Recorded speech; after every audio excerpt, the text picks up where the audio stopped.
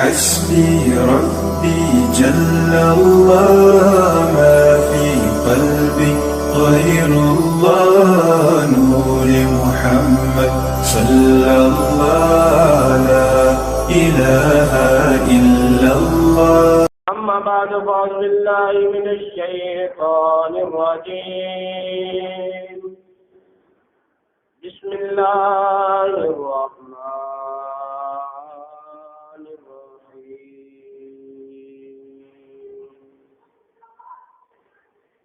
إن الذين يؤذون الله ورسوله لعنهم الله في الدنيا والآخرة وأعد لهم عذابا مهينا.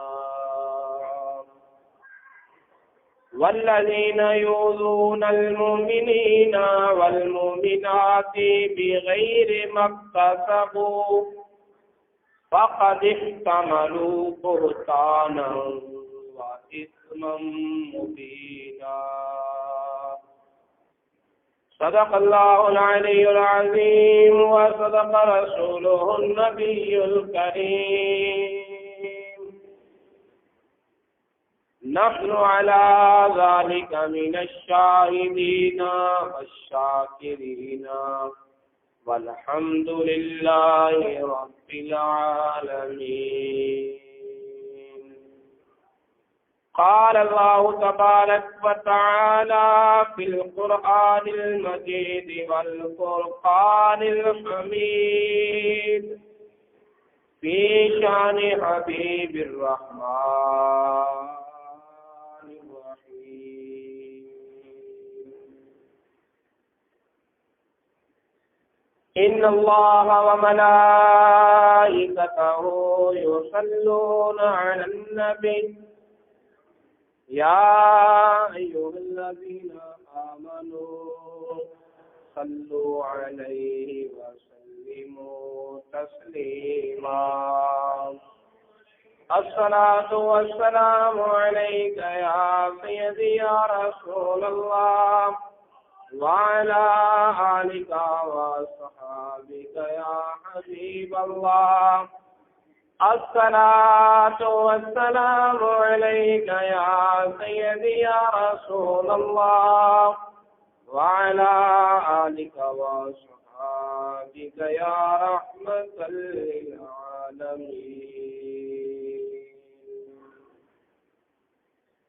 اللهم صل وسلم وبارك على سيدنا ومولانا محمد كريم الآباء والأمهات وعلى آله وعترته وأزواجه أمهات المؤمنين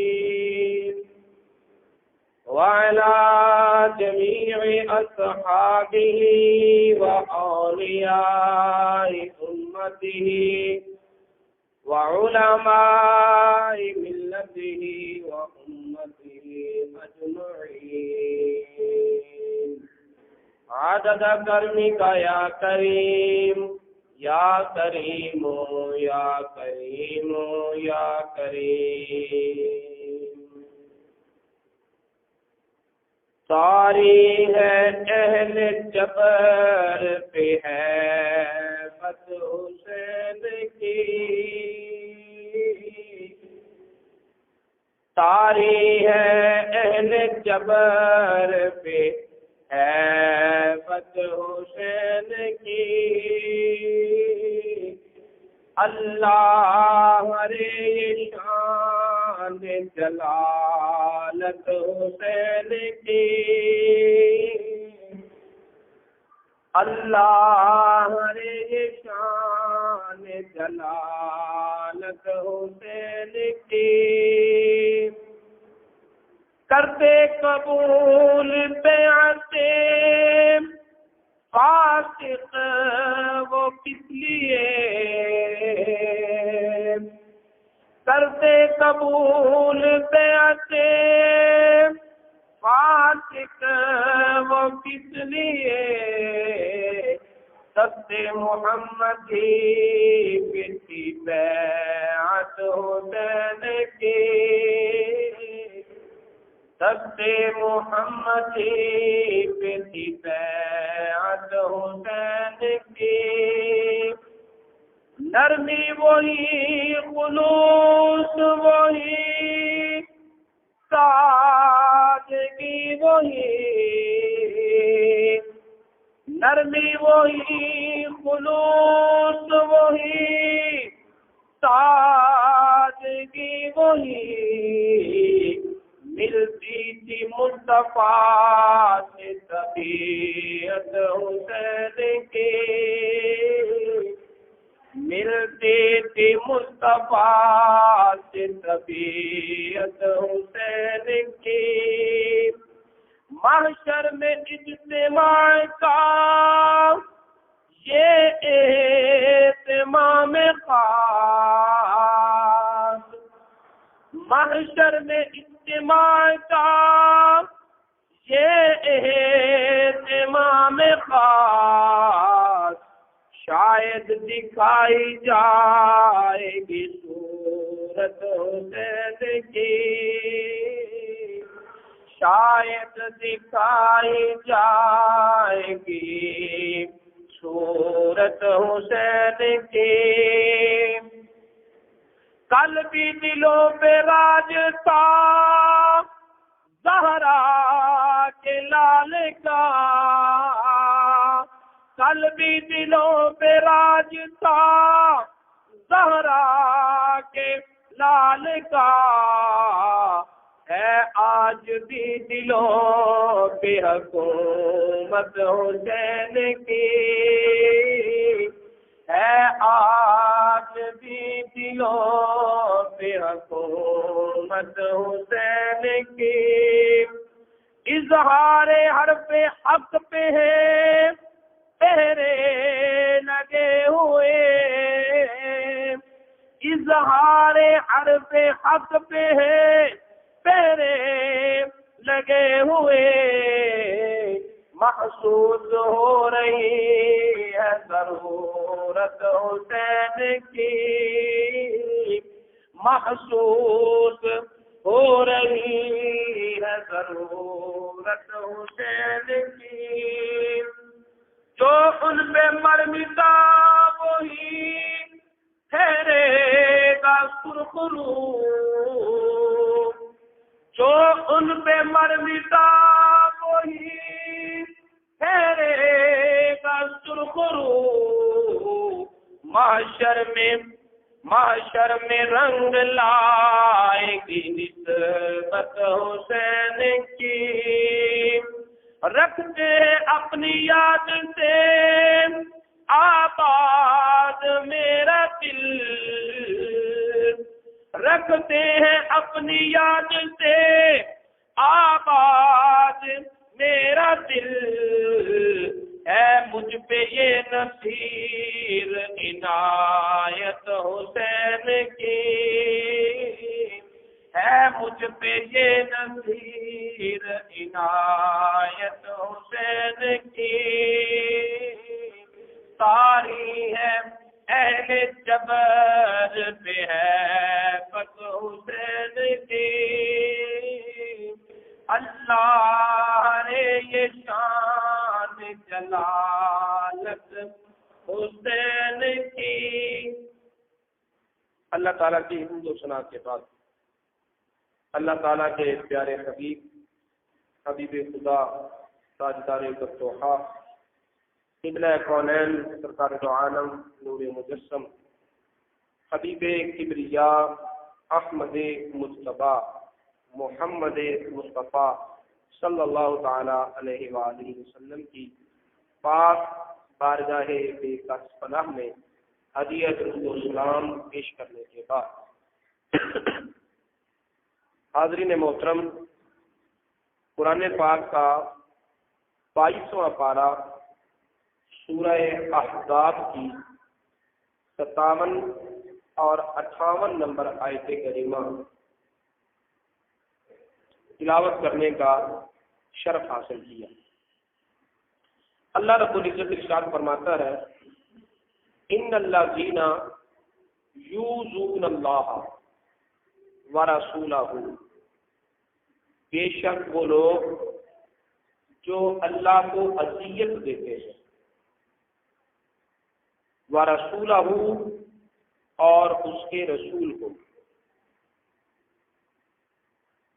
لعنہم اللہ فی الدنیا والآخرہ، اللہ تعالی ان کے گلے میں دنیاوی زندگی میں بھی لعنت کا طوق ڈال دیتا ہے اور آخرت میں بھی لعنت کا طوق ان کے گلے کا ہار بنا ہوا ہوگا۔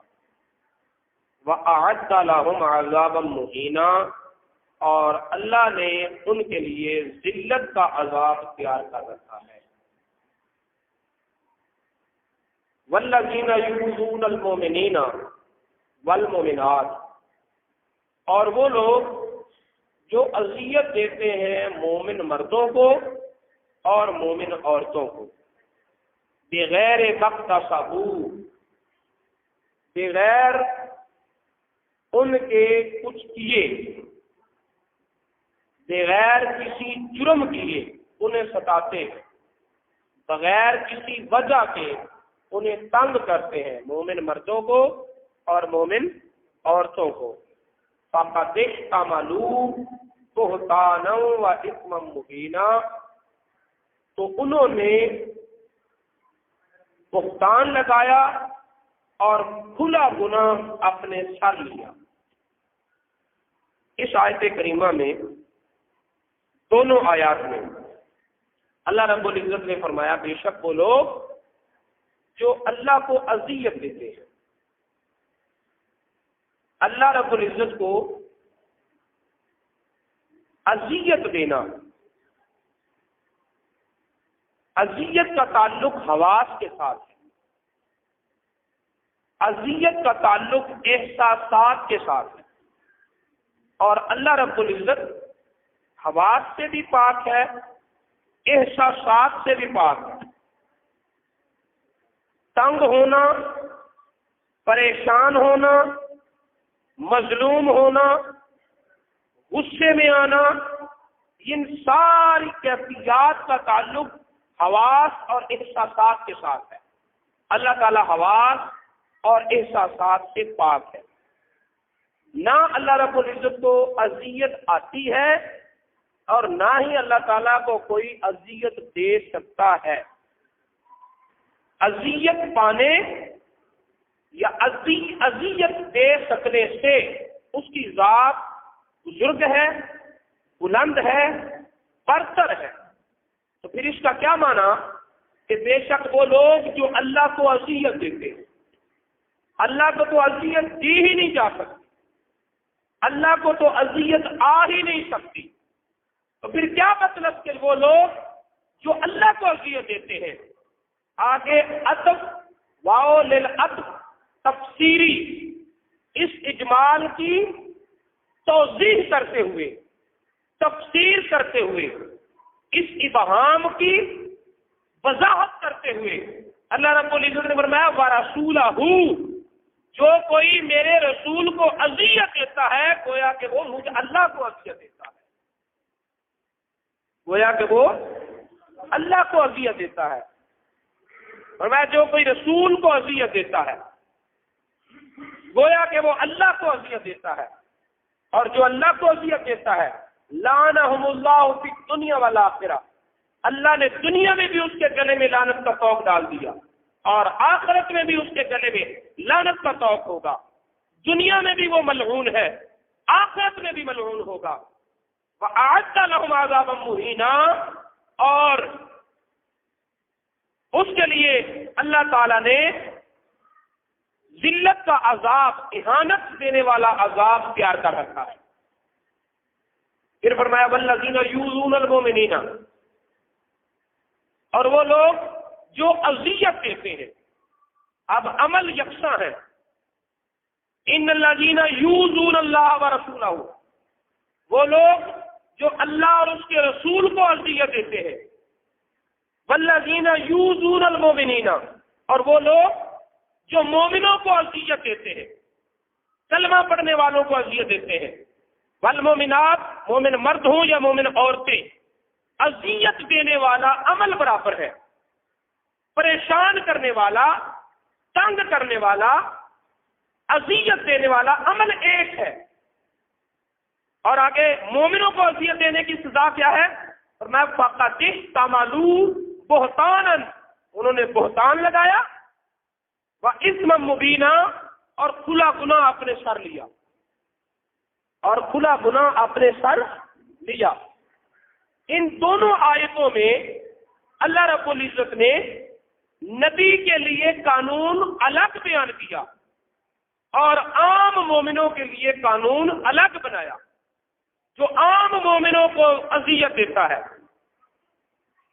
بغیر ان کے جرم کے، بغیر ان کے کچھ کرنے کے، تو اس کی سزا یہ ہے کہ اس نے گناہ کیا، بہتان لگایا، کھلا گناہ اپنے سر لیا۔ اس گناہ کی سزا دنیا میں ملے گی، اس گناہ کی سزا آخرت میں ملے گی۔ اس گناہ کی کیا سزا سے ملے گی اس کا بیان نہیں کیا، کہہ دیا کہ اس نے بہتان لگایا اور کھلا گناہ اپنے سر لیا۔ لیکن یہی عمل جو ہر مومن کے لیے کھلا گناہ ہے، جب رسول کے ساتھ کیا تو فرمایا اب یہ صرف گناہ کی حد تک نہیں رہا، بلکہ لعنہم اللہ فی الدنیا والآخرہ، رسول کو اذیت دینے والا دنیا میں بھی لعنتی ہے، آخرت میں بھی لعنتی ہے، اور اللہ نے اس کے لیے دردناک عذاب تیار کر رکھا ہے۔ گویا کہ اللہ رب العزت نے اذیت کے قانون میں نبی کو عام لوگوں کے برابر نہیں رکھا۔ جس کی ذات سے متعلق قانون برابر نہیں ہے، وہ ذات تمہاری ذاتوں کے برابر کیسے ہو سکتی ہے؟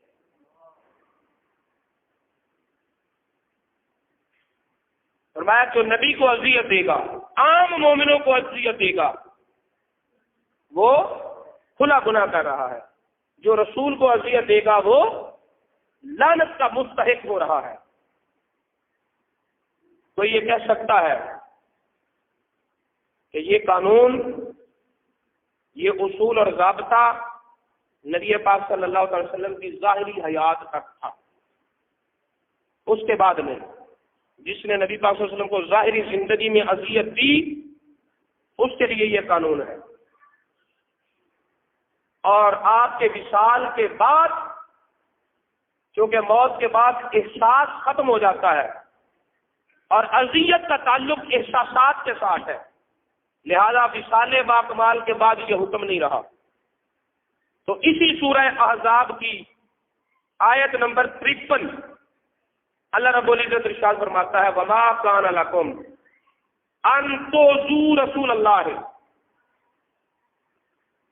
تمہیں کبھی یہ حق نہیں پہنچتا کہ تم اللہ کے رسول کو اذیت دو، ولا ان تنکحوا ازواجہ من بعدہ ابدا، اور نہ تمہارے لیے یہ جائز ہے کہ رسول کے وصال کے بعد اس کی بیویوں سے تم نکاح کرو، اس لیے کہ انہیں اذیت ہوگی، اس لیے کہ انہیں اذیت ہوگی۔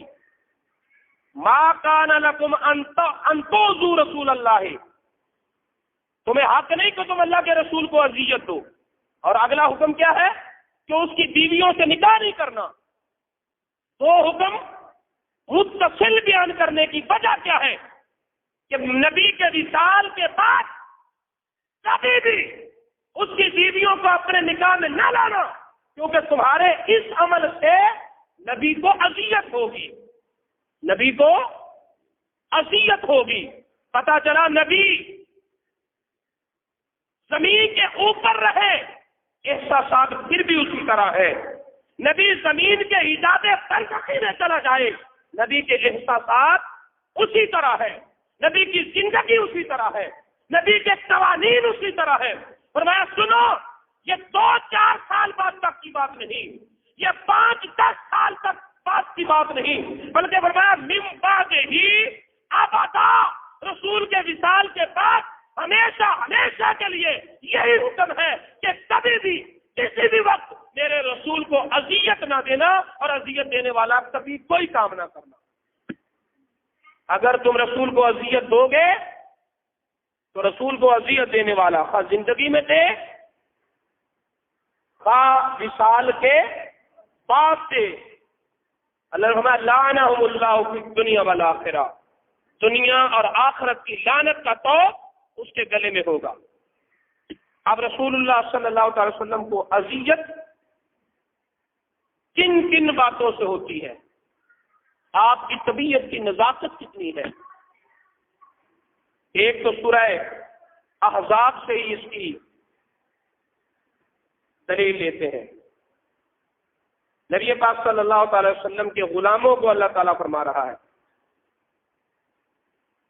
یا ایھا الذین آمنوا، اے ایمان والو، لا تدخلوا بیوت النبی الا ان یؤذن لکم الی طعام،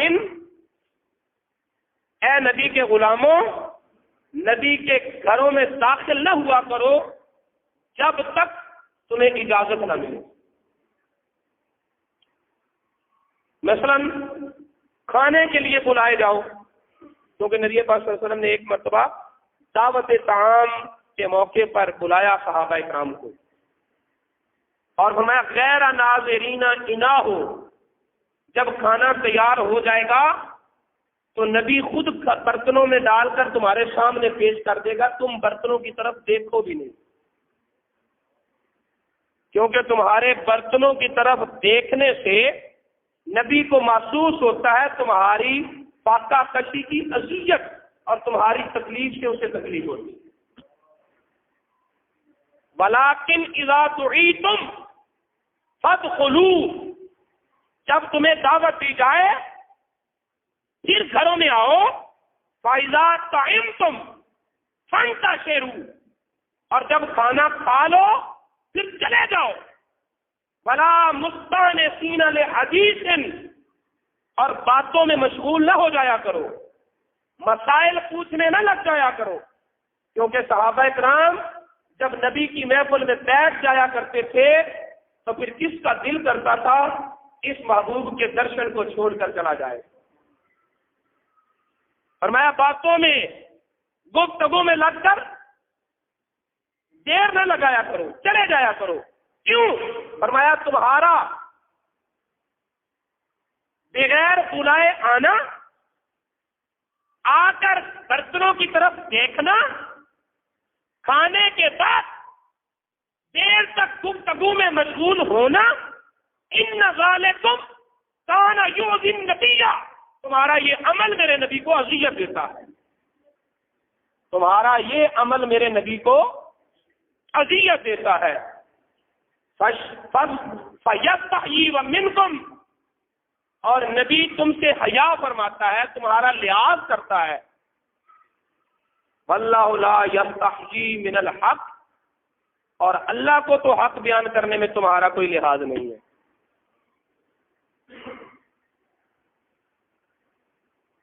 کھانا کھا کر گفتگو میں مشغول ہو جائیں تو رسول اللہ صلی اللہ علیہ وسلم کو اس سے بھی اذیت ہوتی ہے، اس سے بھی۔ اور نبی پاک صلی اللہ علیہ وسلم کو جو اذیت دے گا، جان بوجھ کر جو اذیت دے گا، اللہ تعالیٰ نے فرمایا کہ اس کی سزا لعنہم اللہ فی الدنیا والآخرہ۔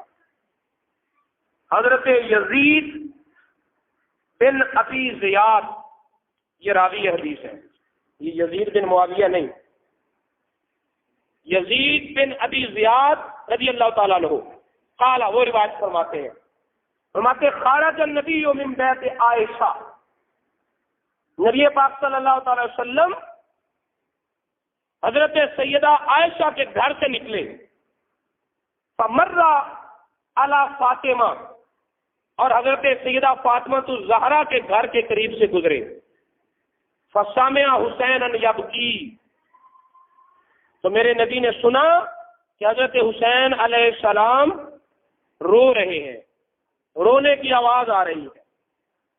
فقال، تو نبی پاک صلی اللہ علیہ وسلم نے حضرت سیدہ فاطمہ الزہرا رضی اللہ تعالی عنہا کو مخاطب کر کے فرمایا، علم تعلمی، ان بقاءہ یؤذینی، اے فاطمہ تجھے پتہ نہیں کہ حسین کا رونا مجھے تکلیف دیتا ہے، حسین کا رونا مجھے اذیت دیتا ہے، حسین کا وہ رونا۔ یہ اشارہ دینا کس طرف تھا؟ اے فاطمہ انداز کلام دیکھو، علم تعلمی، تجھے نہیں پتا کہ ان بقاءہ یؤذینی، فاطمہ حسین کا رونا مجھے اذیت دیتا ہے۔ اپنی اذیت کا حوالہ دے کر توجہ اس آیت کی طرف دلائی کہ حسین کا رونا مجھے اذیت دیتا ہے، اور مجھے اذیت دینے والا اللہ کی لعنت کا مستحق ہوتا ہے، لہذا میری بات سنو، میرے حسین کو رونے نہ دیا کرو، میرے حسین کو رونے، حسین کا وہ رونا جو عام حالت میں بچوں کا رونا ہوتا ہے، حسین کا وہ رونا جو بچوں بچپنے کی زندگی میں عمر میں قدر مشترک کی حیثیت رکھتا ہے، حسین کا وہ رونا جو رونا ہر بچہ روتا ہے، نبی کو وہ رونا بھی اذیت دیتا ہے، تو حسین کو یوں رلانا جیسے کسی کو رلایا نہ گیا ہو، حسین کو یوں ستانا جیسے کسی کو ستایا نہ گیا ہو، حسین کو اس طرح اذیت دینا جیسے کسی کو اذیت کی نہ گئی ہو، حسین پر ایسے ظلم کرنا جیسا ظلم کسی پہ کیا نہ گیا ہو۔ بتائیں اگر حسین کا بچپن کا رونا نبی کو اذیت دیتا ہے تو کربلا میں ستانا نبی کو کتنی اذیت دیتا ہوگا؟ کربلا میں ستانا نبی کو کتنی اذیت دیتا ہوگا۔ اور پھر اس پر تو شواہد بھی ہیں کہ عین اسی وقت ایک خواب مدینہ میں حضرت ام سلمہ نے دیکھا، اور اسی سے ملتا جلتا خواب اسی وقت مکہ میں حضرت عبداللہ بن عباس نے دیکھا کہ رسول اللہ صلی اللہ علیہ وسلم کے ہاتھ میں قارورۃ، ایک شیشی ہے، بوتل ہے شیشے کی، فیہا دمن، خون ہے اس میں، اشعث اغبر، بال زلفیں بکھری ہوئی ہیں، چہرہ غبار آلود ہے۔ یا رسول اللہ کیا ہوا؟ اور ما ھذا، بوتل میں کیا ہے؟ فرمایا یہ بوتل میں حسین اور اس کے ساتھیوں کا لہو ہے، حسین اور اس کے ساتھیوں کا خون ہے جو کربلا میں اکٹھا کر رہا ہو۔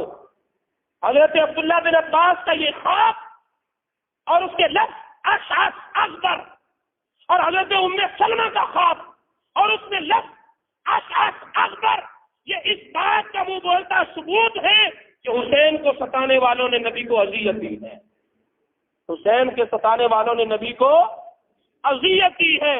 اور اللہ رب العزت نے فرمایا ان الذین یؤذون اللہ ورسولہ، جو اللہ اور اس کے رسول کو اذیت دیتے ہیں، لعنہم اللہ فی الدنیا، دنیا میں بھی لعنتی ہیں، آخرت میں بھی وہ لعنتی ہیں، دنیا میں بھی وہ لعنتی ہیں اور آخرت میں بھی لعنتی ہیں۔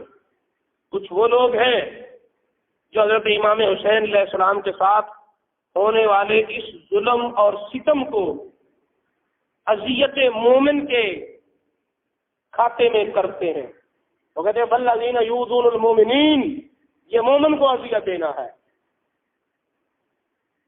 مومنات کو اذیت دینا ہے، تو زیادہ سے زیادہ وہ فاسق ہوا،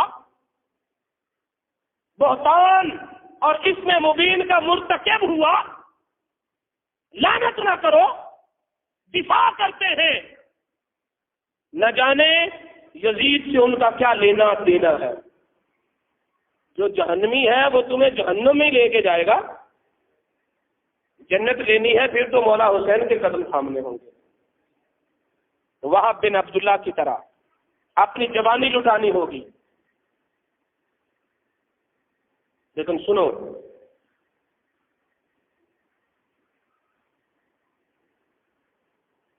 کوئی بھی شہر ہو،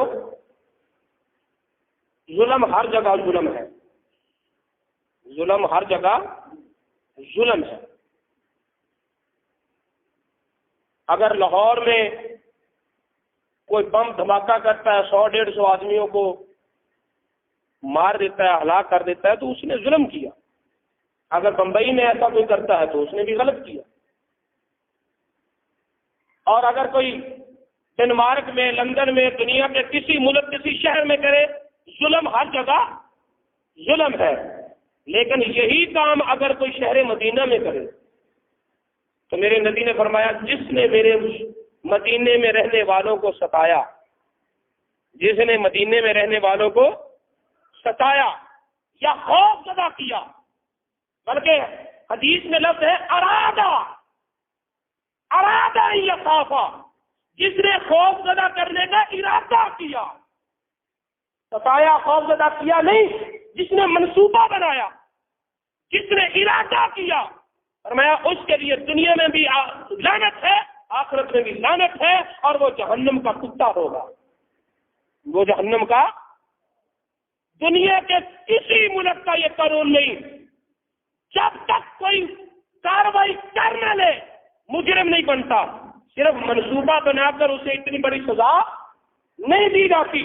لیکن شہر مدینہ کا یہ حکم ہے کہ جس نے مدینے والوں کو ستانے کا ارادہ بھی کیا وہ بھی لعنتی ہوا، اس کے لیے بھی جہنم میں دردناک عذاب ہے. صرف ارادہ کرنے پر.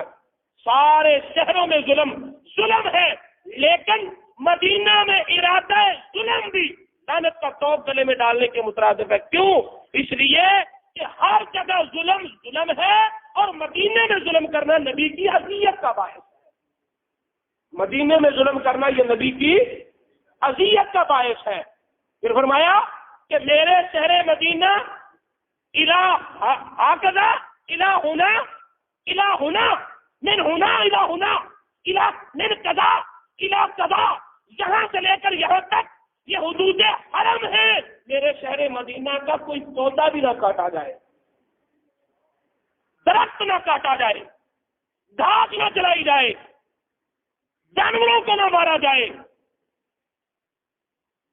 ارے جس شہر کے درخت کاٹنے سے نبی کو اذیت ہوتی ہے، جس شہر کے جانوروں کو مارنے سے نبی کو اذیت ہوتی ہے، جس شہر کی گھاس جلانے سے نبی کو اذیت ہوتی ہے، اسی نبی کے گھر کے پھول کوئی توڑتا رہے تو اسے قتل مومن کہیں گے؟ نہیں، وہ اذیت نبی کے مطابق ہو کر دنیا اور آخرت میں لعنت کا مستحق ہوگا. دنیا اور آخرت میں لعنت کا مستحق ہوگا. میرے دوستو سنو، جو لوگ یزید کی حمایت کرتے ہیں، ہم اور ان کے لیے کیا کہہ سکتے ہیں؟ یہی کہہ سکتے ہیں یا اللہ جو حسین کے چاہنے والے ہیں ان کا حشر حسین کے ساتھ کرنا، اور جو یزید کے حمایتی ہیں ان کا حشر یزید کے ساتھ کرنا. اسی فیصلے پہ رہ لیں. قلم یزید کو دے دیا، تقریر تحریر سب یزید کو دے دی، لیکن میرے حسین نے بھی یزیدیت کا یوں گلا گھونٹا، یوں گلا دبایا، یزیدیت کا یوں گلا کما کیا کہ کہیں یزید کا نام نظر نہیں آتا ہے. کسی کے بیٹے کا نام ہو، کسی کے بھائی کا نام ہو، بولو نا، کسی کے باپ کا نام ہو، کوئی پسند کرتا ہو کہ ہمارے خاندان میں یہ نام آ جائے، حالانکہ اس نام کے صحابی بھی ہیں. یہی روایت جو میں نے ابھی آپ کے سامنے بیان کی، اس روایت کے راوی بھی حضرت یزید بن ابی زیاد ہے. اس خبیث کی خباثت سے پہلے، اس لعین کی لعنت سے پہلے لوگ اپنے بیٹوں کا نام یزید رکھتے تھے، لیکن اس کی بد کرداری کی وجہ سے امام حسین علیہ السلام نے اپنا خون تو بہا دیا، لیکن لفظ یزید کو بھی گالی بنا دیا، مٹا دیا. لیکن حسین یوں زندہ ہے کہ جہاں دیکھو کوئی محمد حسین، کوئی احمد حسین، کوئی غلام حسین، کوئی حسین احمد، کوئی حسین علی، کہیں نہ کہیں کسی نہ کسی شکل میں کسی کے بھائی کا نام حسین ہوگا، کسی کے باپ کا نام حسین ہوگا، کسی کا اپنا نام حسین ہوگا. حسین کا نام آج بھی لاکھوں اور ہزاروں لوگوں کا ہے، لیکن یزید کا نام کہیں ڈھونڈنے سے بھی، تلاش کرنے سے بھی ملنے والا نہیں ہے. اس لیے کہ وہ لعنتی ہے، اور مومنوں کے گھروں سے لعنتیوں کا نام نہیں ملے گا۔ اللہ رب العزت کی بارگاہ میں دعا ہے کہ ہمیں محبت اہل بیت عطا فرمائے اور محبت اہل بیت میں جینا اور مرنا نصیب فرمائے۔ وما علینا حسبي ربي جل الله ما في قلبي غير الله نور محمد صلى الله لا إله إلا